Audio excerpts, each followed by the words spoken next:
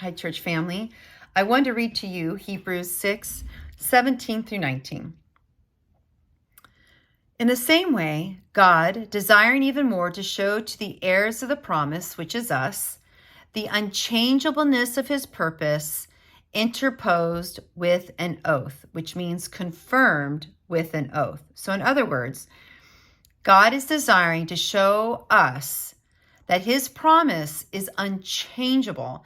And the reason it is unchangeable is because he has confirmed it with his life. He's confirmed it with an oath, meaning his life.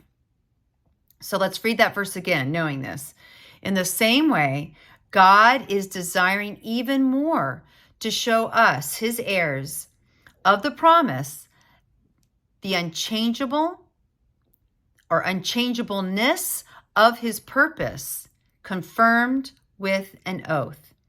Going on to verse 18, in order that by two unchangeable things, and those two unchangeable things are his promise, his unchangeable promise, and his confirmed oath, all right, in which it is impossible for God to lie, we may have strong encouragement, we who have fled for refuge and laying hold of the hope set before us.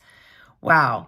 So by these two unchangeable things, his oath and his unchangeable promise, he is saying to us that we can hold on to this hope because he cannot lie. He has proven that he cannot lie.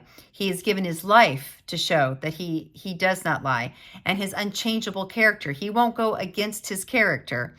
So he cannot lie. Not just he doesn't lie, it's impossible for God to lie.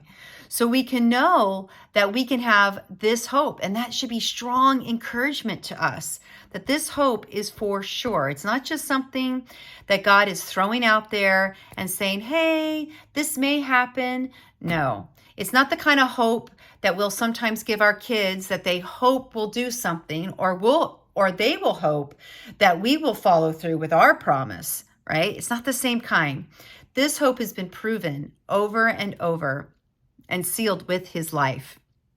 And then so verse 19, this hope we have as an anchor for the soul, a hope both sure and steadfast, and one which enters within the veil, which means this hope that we've been talking about, it is like an anchor, and we know anchors don't move.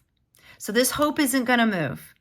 And this hope is for our soul, a hope that is sure and steadfast. Again, not hopes that we produce as humans, not false hope, but a hope that is not going to move like an anchor.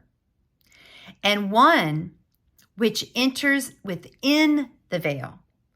So this means through this hope of Jesus Christ, through Jesus Christ, we get to enter into the very presence of God. We get to house through the Holy Spirit the very presence of God. No longer is there a veil between the holy and the most holy place, and only certain people can go through. We can be assured that we get to enter into God's presence. And not only enter into it, like as we go into our church, yes, we want to enter into his presence. When we go into prayer, we want to enter into his presence. But we need to remember that when we ask the Holy Spirit for the outpouring of the Holy Spirit, that Christ is in us. This amazing mystery. Christ in you, the hope of glory.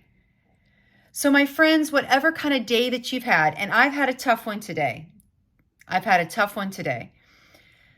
When I read this verse, I'm like, I may have had a tough day.